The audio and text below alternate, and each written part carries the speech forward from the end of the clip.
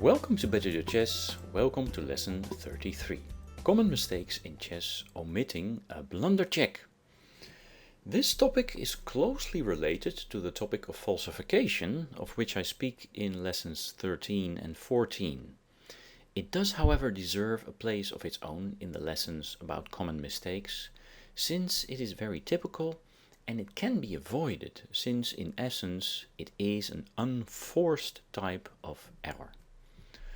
Now, doing the Blundercheck is the fourth and final step of the thinking algorithm I discuss in lesson 27. To recap that lesson on a very basic level, step 1 is about spotting the changes in the position after your opponent's move.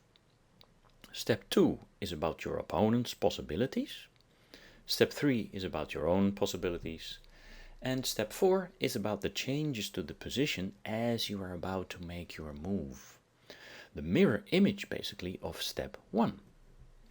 Now what you're supposed to do while performing a Blundercheck is visualization of the changes that your move will make to the position, and then consider forcing moves from the opponent, so captures, checks and attacks, etc., coming towards your existing or newly created weaknesses.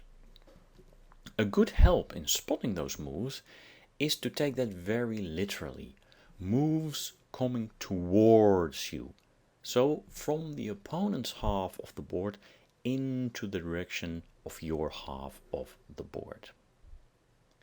Now with that in mind, we will examine 10 positions in which the player at the bottom of the diagram failed to recognize existing or newly created weaknesses in his own position, as well as forcing moves by the opponent towards these weaknesses.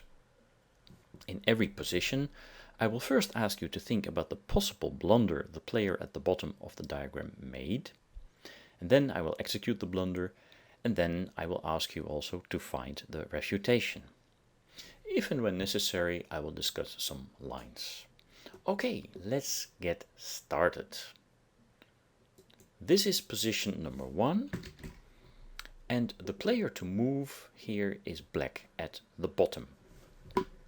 So, do you have any idea which blunder black made in this position?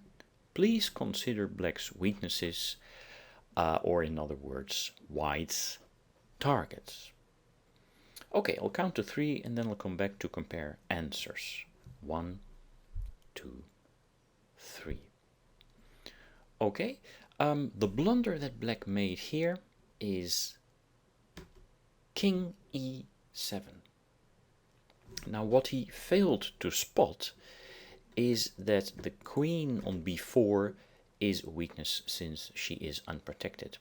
But with his last move, he also made his king into a target for the white pieces. Can you now see how white refuted this move? Again, pause the video for as long as you like. I will count to 3 and then I'll come back to compare answers. 1, 2, 3. Yes, you've probably seen it. It's knight D5 check, unleashing the queen against the unprotected black queen, but also of course delivering a very deadly check on E7.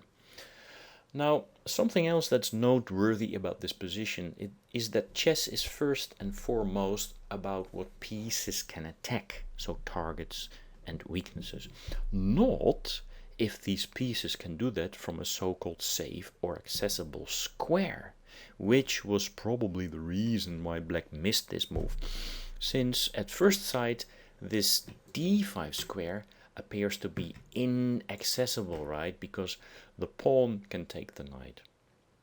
But the knight doesn't care, because more important is the fact that the knight is jumping in with a check, so an attack on the king, and also, of course, that there was an undiscovered attack from the white queen against black's queen.